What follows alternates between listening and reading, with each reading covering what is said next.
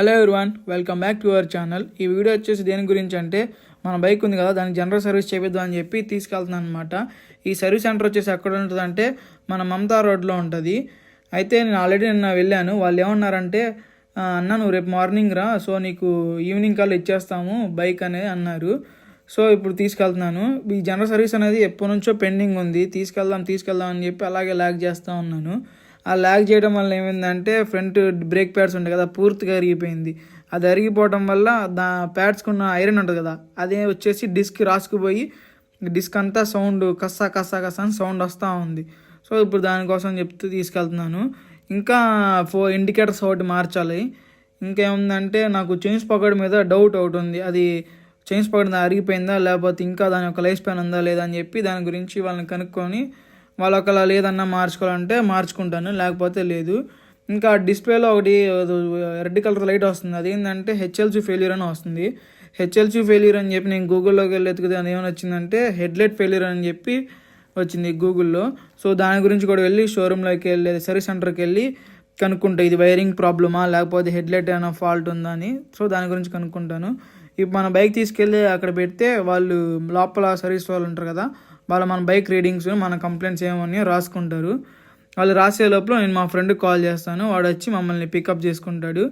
నాతో పాటు మా తమ్ముడు కూడా వచ్చాడు. సో మా ఇద్దరిని మా ఫ్రెండ్ పికప్ చేసుకొని రిటర్న్ మమ్మల్ని ఇంటికాడ దింపుతాడు.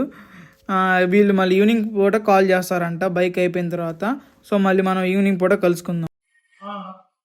బాగేనా? ఇది బైక్ జనరల్ సర్వీస్ చేయించాలి. జనరల్ సర్వీసింగ్ చేయాలి. అదొకటిను.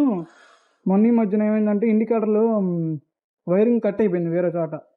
సైడ్కి ఫాగ్ ల్యాంప్స్ ఉన్నాయి కదా, అది పెట్టించినప్పుడు వాళ్ళు ఏం చేశారంటే ఎర్త్ ఇద్దాం అని చెప్పి ఎర్త్ కనెక్ట్ కాకపోతే ఇండికేటర్ వైర్ కట్ చేశారు.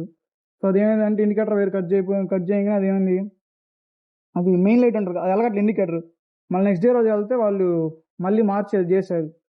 అదేంటంటే ఇప్పుడు బైక్ రన్నింగ్లో లైట్ మెయిన్ లైట్ ఆన్ కావట్లా. ఆన్ కావట్లా. మనం మామూలుగా హై బీమ్ వేస్తేనే ఆన్ అవుతుంది. అదొకటి చూడాలి. జనరల్ సర్వీస్ అంతే.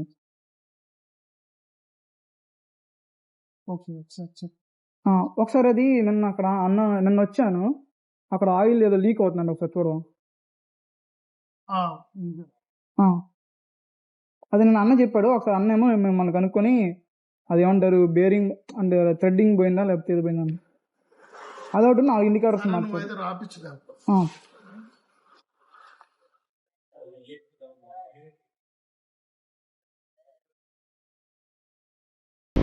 సో గైస్, వాళ్ళు ఫైనల్లీ కాల్ చేశారు ఈవినింగ్ పూట. నేను ఇంకా కాల్ నెంబర్ని ఇక్కడ మాట్లాడేసి వాళ్ళ దగ్గరికి బయలుదేరి వెళ్ళిపోయాను అనమాట. వాళ్ళ దగ్గరికి వెళ్ళాక అక్కడ ప్రాసెస్ ఉంటుంది కదా, సైన్ చేయడం, ఇంకా పేమెంట్ చేయాలని అవన్నీ చేసేసి ఇంకా కీస్ తీసుకొని ఒకసారి టెస్ట్ అడిగి వెళ్ళొచ్చాను. టెస్ట్ అడిగి వెళ్ళొచ్చిన తర్వాత వాళ్ళు చెప్పారు ఏంటంటే, అన్న ఇంకా అది హెడ్లైట్ అది ఇంకా సరి చేయలేదు అని చెప్పారు.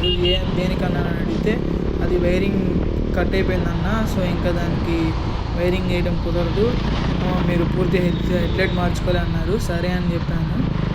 అయితే అది హెడ్లైట్ లేదన్నారు. ఇంకా దాంతోపాటు వాళ్ళకి మార్నింగ్ కూడా నేను చెప్పడం మర్చిపోయాను అనమాట. స్టాండ్ను దాని యొక్క స్టాండ్ సంబంధించిన ప్లేటు బ్లెండ్ ఉందన్న, అది మార్చాలి అంటే ఇప్పుడు క్లోజింగ్ టైం కదా అన్న అని చెప్పి అన్నారు. బట్ నా కోసం ట్రై చేశారు, వెతికారులే కానీ స్టాండ్ దొరికిందిలే కానీ ఆ ప్లేట్ అనేది దొరకలేదు. సో అది ఆర్డర్ పెట్టాలన్న అని చెప్పారు. అయితే అది ఆర్డర్ పెడితే ఎప్పుడు వచ్చిందని అడిగితే 15 to 20 days అన్నారు. సర్లే అన్న అని చెప్పాను. ఇంకా ఆ హెడ్లైట్ని ఇంకా స్టాండ్ ఒకేసారి పెట్టించుకుంటాలే అన్న, అది ఆర్డర్ వచ్చిన తర్వాత అని చెప్పాను. వాళ్ళు కూడా సరే అని చెప్పారు. ఇంకా బండి తీసుకొని ఇంకా నేను ఇంటికి బయలుదేరిపోయాను అనమాట. సో గైస్, ఈ వీడియోకి ఇంతే. మళ్ళీ మనం నెక్స్ట్ వీడియోలో కలుసుకుందాము.